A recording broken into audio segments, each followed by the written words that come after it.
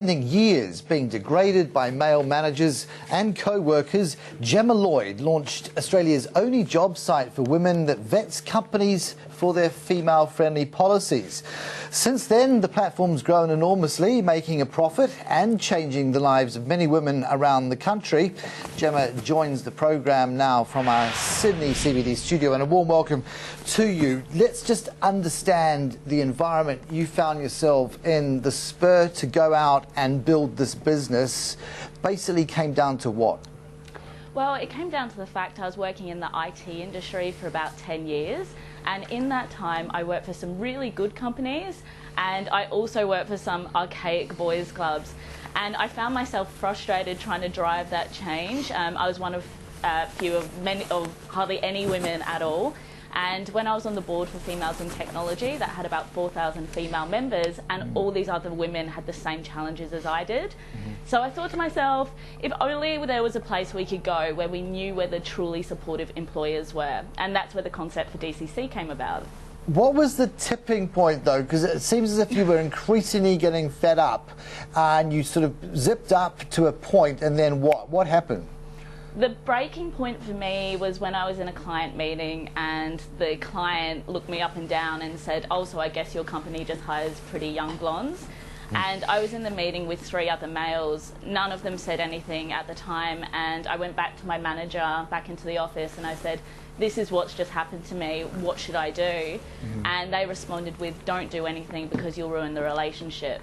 And I have a fundamental problem with that, and I think we need to be pushing back. We shouldn't have to go into work and put up with that.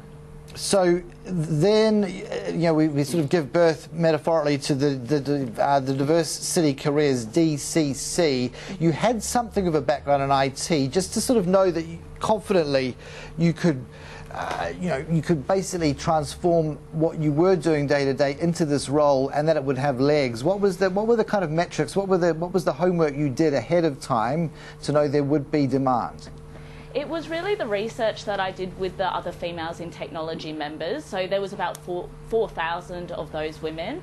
Also lots to do with a lot of research working with the Workplace Gender Equality Agency. I spoke to academics as well who study gender equality in the space, and no matter what industry it was in, whether it was IT, engineering, construction, even healthcare where it's female dominated, I was seeing the same things where women weren't given equal opportunities in the workplace.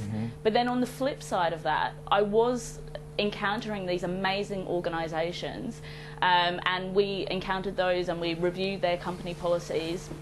We actually reject about 10% of companies who apply to advertise with DCC because they don't meet our standards.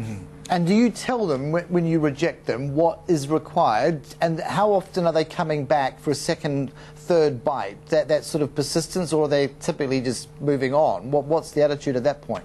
Yeah, so about 80% come back with their policies changed. So one example was last week we had a giant long email from a company we rejected 6 months ago who had no parental leave, thousands of staff and lots of other things, and they had implemented 6 weeks paid parental leave and lots of other initiatives. It was absolutely amazing. Sometimes companies do go, "What? I can't pay to advertise?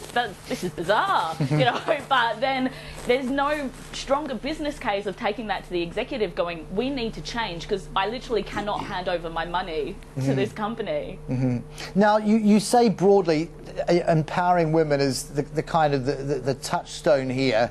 You've touched there on paid parental leave. Beyond that, is there a checklist of, say, top 5 that you insist on, that you basically regard as sacrosanct in that quest for empowerment? So paid parental leave, flexible working, pay equity, professional development, and women in leadership. So proper efforts to make sure there's equal representation in senior levels. And in terms of placements, what's the track record here? I mean, of those applicants that come onto the books, how many typically in any quarter are you managing to match? So because we're a job platform, we're not an agency, so the applications go directly to the company, but we transact around 8,000 applications per month.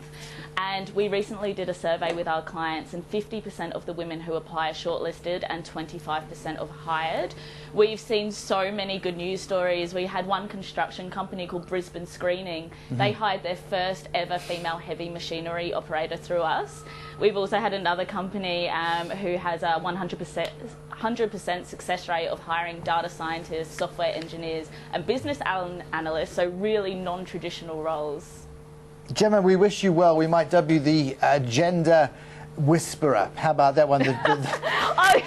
I'm fine with the gender whisperer, that's no worries. How about that? We'll go with that, shall we? Kind of rolls off the tongue for the purposes of today. Have a great weekend. All the best for the next chapter. Okay. It's been a pleasure. Thank you. Likewise. Gemma Lloyd there, Engagement Officer at Diversity Careers No Less.